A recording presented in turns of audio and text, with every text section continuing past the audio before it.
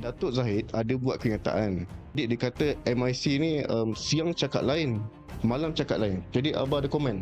Memang betul lah apa yang Zahid kata. Hari ni dia kata lain, besok dia kata lain.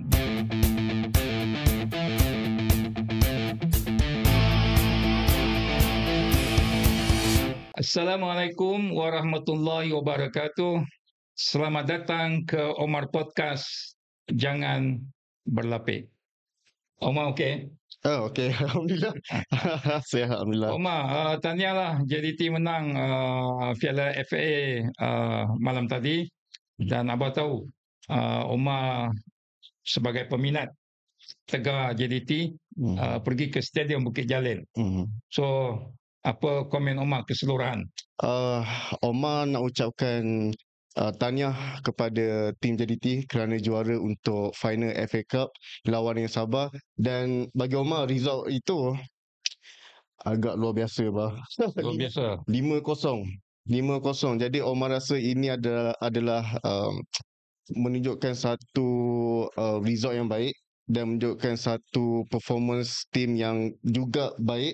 Dan Omar rasa FA Cup ni bukan kali pertama JDT menang. Omar rasa dah banyak kali pun JDT menang, dan banyak cup pun JDT menang. Dan Omar rasa ini menunjukkan satu pasukan yang hebat yang datangnya, yang dibuat ataupun yang dibina oleh TNJ sendiri. Jadi Omar perlu puji dengan apa yang TMJ Tunku Mahkota Johor yang telah buat atau membina pasukan yang sekian dalam. Ya, maksudnya 4 kali juara FA adalah satu pencapaian yang luar biasa. Tapi luar biasa itu kerana ia konsisten, Mai. Betul, sebab ini sebenarnya kejayaan JDT adalah gambaran keseluruhan. Apabila diurus dengan baik, ada vision, ada tactical, ada strategi, ada teamwork, ya.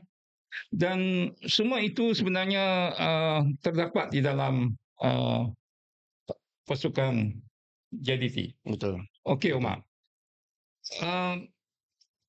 Bukan sahaja bola perlu diurus dengan baik, politik juga perlu diurus dengan baik. Betul. Ya. Terutama dari segi taktikal, strategi, pendekatan, kaedah, ya, teamwork, kesetiaan, ketaatan, semua. Maksudnya dia macam bola je. Kalau diurus dengan baik, parti politik akan menjadi kuat dan berjaya.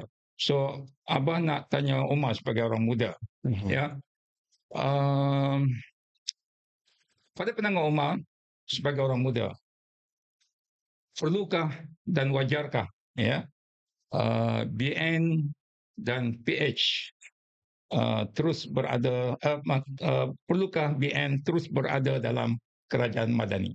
Masuk wajar ke BN berada dalam kerajaan madani sehingga PRU 16? Betul. Dan juga selepas PRU 16? Betul. Omar rasa soalan ni bergantung bah. Bergantung kepada objektif BN yang akan berada di dalam kerajaan, yang berada di dalam kerajaan. Tapi Omar, sebab ini personally lah bah, personally. Bagi pandangan Omar, wajar atau tidak BN kekal dalam kerajaan madani hingga PRU 16 bergantung kepada mungkin Omar nak lihat satu perkara utama, iaitu kestabilan negara. Dan juga ada hala tuju reformasi yang telah fokus ataupun PKR sendiri yang kata nak buat reformasi. Tapi jika BN terus berada dalam kerajaan dan benar-benar memainkan peranan konstruktif, pengimbang dan sebagainya kepada dasar ekonomi, kebajikan dan juga kestabilan politik, maka kekal hingga PRU 16 itu adalah pilihan yang rasional. Dan juga elak ketidaktentuan politik yang berulang. Jadi itu Omar rasa itu adalah pandangan Omar. Tapi of course Omar nak jawab wajar ke tidak ni, Omar rasa Omar kena tengok the result, hasil dia. Jadi Omar itu jawapan kesimpulan Omar lah. Alright. Jadi jawapan yang baik sebenarnya, Omar. Oh, is it? Oh, okay. Thank you, bah. Okay, so bah, kita nak cakap pasal topik kerjasama lah, BN dan juga PH. Berdasarkan keputusan PIN Sabah, apakah kerjasama BN dan PH ini akan diteruskan? Um, Abah boleh jawab secara ringkas dan tegas. Kerjasama BNPH ini wajar diteruskan. Ya, pertama kita mahu kerajaan yang stabil. Kita tidak mahu ada pertukaran lagi. Mhm. Tidak mahu ada tebuk atap dan sebagainya. Tapi sudah tentu BN mempunyai pendiriannya, iaitu dia akan bertanding solo. Ya, tapi terus bekerjasama dengan PH sehingga apa ni PIU 16. PRU ke-16 Okey. dan sudah tentu bila bekerjasama dengan PH maka adalah di dalamnya DAP. Tapi bukan kerjasama direct antara UMNO dengan DAP seperti yang disebut oleh Presiden Parti. Maksudnya kerjasama dengan PH. Sebab tu kerjasama dengan PH dalam Kerajaan Madani ini kita ada Sekretariat Kerajaan Perpaduan di Ibu Pejabat UMNO. Okey. Abah, Omar ada terima satu kenyataan Okey. daripada Setiausaha Perhubungan UMNO Johor, iaitu YB Senator Abdul Halim dalam Free Malaysia Today FMT pada minggu lepas. Dia berkata hasrat meneruskan kerjasama BNPH pada PRU ke-16 adalah pandangan peribadi Adun Rengit, iaitu Abah sendirilah, Puan Okey. Zakashi. Apa komen Abah tentang ini? Pertama, Abah tidak membuat kenyataan itu atas nama Perhubungan UMNO Negeri Johor. Ya. Sebab Abah sedar Abah pun bukan ketua bahagian. Okey. Jadi Abah bukanlah duduk dalam Jawatan Kuasa Perhubungan UMNO Johor. UMNO, ya. Ya. Tetapi Abah adalah ahli MKT. Jadi Abah terlibat apabila MKT membuat keputusan untuk menyertai Kerajaan Perpaduan ataupun bekerjasama dengan PH apabila tidak ada parti yang boleh membentuk kerajaan pada PRU 2022. Ya. Itu keputusan dibuat sampai pukul 1 malam kita bincang PN atau PH, maka kita pilih PH. Maksudnya Abah MKT, Abah tahu, Abah terlibat. Ya. Maka kerjasama itu adalah kerjasama dengan PH yang melibatkan DAP, tapi bukan kerjasama direct antara UMNO dengan DAP. Ya. Itu tidak ada. Jadi pada Abah, ini adalah keputusan MKT. Ya. Keputusan parti. Keputusan parti. Bukan keputusan individu, dan Abah mempertahankan keputusan itu. Ya. Bahkan Datuk Zahid Hamidi sendiri, ya, semasa dia meresmikan persidangan perwakilan UMNO Maran Pahang tahun lalu, dia menyebut bahawa kerjasama ini akan diteruskan hingga ke PRU ke-16. Jadi maksudnya bukan kenyataan peribadi Abah. Cuma perlu jelas, iaitu bahawa bila kita duduk dalam kerajaan perpaduan ini, tidak semestinya kita dicucuk hidung. Contohnya dalam isu UEC, saya yakin UMNO ada pendiriannya. Ya. Jadi sebab itu yang penting ialah dalam kerajaan ini kita juga berperanan sebagai pengimbang, dan bukan maksudnya kita ini menyertai gabungan PH. Bekerjasama PH-BN. Dan seperti mana yang disebut oleh Presiden, kita tetap akan bertanding secara solo PRU yang ke-16 seperti di Sabah. Itu untuk PRU 16 kan. Tapi kalau macam akan datang, paling dekat adalah PIN Melaka dan juga Johor. Abang rasa itu pun akan ada kerjasama? Melaka, ya. Melaka, Abah yakin bahawa oleh kerana Melaka itu adalah kerajaan perpaduan. Kan? Maka sudah tentulah kerjasama itu diteruskan. Sebab itu Abah kata bahawa mengurus politik ini macam mengurus bola tadi. Ya. Betul. Dia tak boleh emosi dan sebagainya. Mesti ada teamwork, ketaatan. Ya. Sebab itulah punca kejayaan. Sebab kalau orang emosi, ya, itu ada yang keluar keluar sekejap, ada yang keluar lama, ada yang terjun terus. Alamak. Ada yang terjun macam si luncai dengan labu-labunya. Ya, Sebab tu kita dah tak boleh emosional. Sekarang politik lebih terbuka. betul. Okey.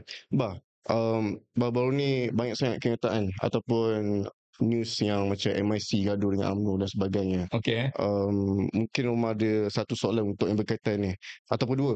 Okey. okey, Datuk Zahid ada buat kenyataan terbaru isu MIC keluar daripada BN ni. okey. Jadi dia kata MIC ni siang cakap lain, malam cakap lain. Jadi abah ada komen. Ialah sebab uh, bila dia buat mesyuarat agung MIC, dia tak jemput Zahid, dan kemudian dalam persidangan itu mereka membuat keputusan keluar BN, tapi kemudiannya mereka serah kepada kepimpinan untuk memutuskannya, ya. Tetapi kalau kita tengok surat MIC kepada pengurusi PN yang viral tu, dia menyebut di situ ialah kami memohon untuk membuat readmission, maksudnya nak masuk balik. Maksudnya MIC ni dia dah masuk PN sebelum ni. Dia sama-sama menubuhkan PN, tapi bila dia dengar bahawa UMNO tidak menyertai PN, maka dia keluar. Dan sekarang ni dia mengantar surat untuk readmission, masuk balik. Jadi sekarang ni kita tengok hingga ke hari ini mereka tidak mengeluarkan sebarang keputusan lagi pun. Jadi sebab itu pada saya memang betul lah apa yang Zahid kata. Hari ini dia kata lain, besok dia kata lain. Dia berubah-ubah, dia tak konsisten. Kalau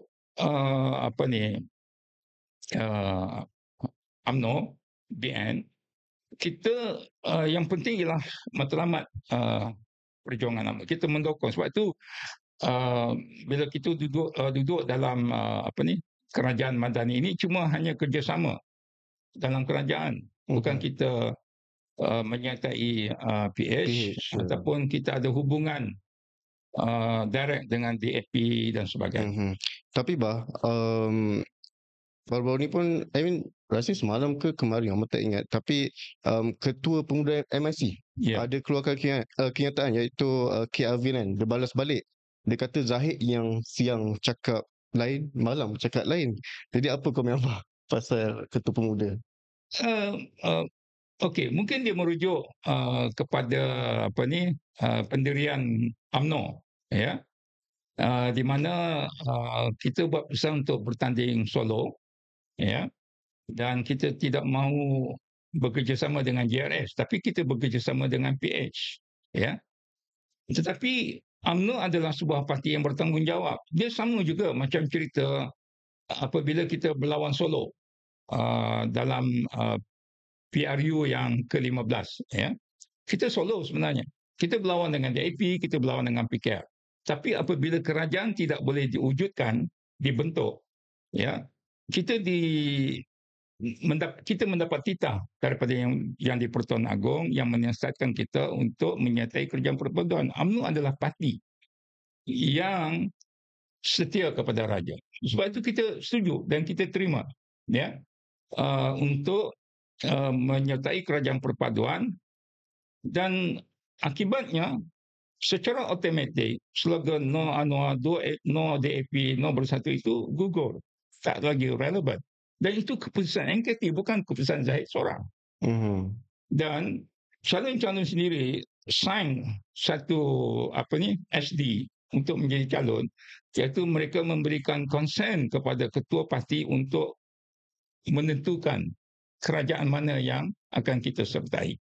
Jadi ini bukan keputusan Zahid yang Ketua Pemuda MIC kata Zahid yang sebenarnya malam cakap lain, siang cakap lain. Ya, sama juga dengan di Sabah.